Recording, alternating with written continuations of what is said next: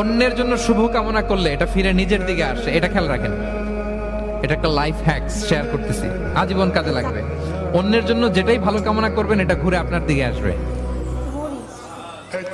অনেকে বলে হুজুর ওর জন্য দোয়া করে আমার কি লাভ?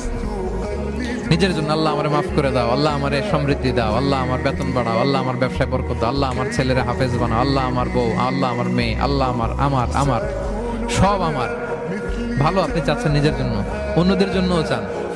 আল্লাহ আমার সব ভাইদেরকে মাফ করো, আল্লাহ আল্লাহ আমার গোটা মুসলিম উম্মাকে তুমি বরকত দাও, কল্যাণ দাও, নেতৃত্বে আসার তৌফিক দাও, আল্লাহ সবাইকে সুস্বাস্থ্য দাও। এটা ফিরে আপনার দিকে আসবে। অন্যের জন্য শুভকামনা বহুগুণ বৃদ্ধি হয়ে নিজের দিকে রিটার্ন করে। বিষ্ণু ইসলাম এটাই বলেছেন, মা মিন আবদিন মুসলিমিন ইয়াদউ লিআখিহি বিযাহরিল গায়বি ইল্লা ক্বালা লাহুল মালাকু ওয়া লাকা বিমিসলিন। কেউ যদি তার ভাইয়ের অনুপস্থিতি তার ভাইয়ের জন্য দোয়া করে, ফেরেশতারা ওই দোয়াটা তার জন্য আগে আগে করে। তাহলে অন্যের জন্য শুভকামনা করলে, দোয়া করলে লাভ না লস?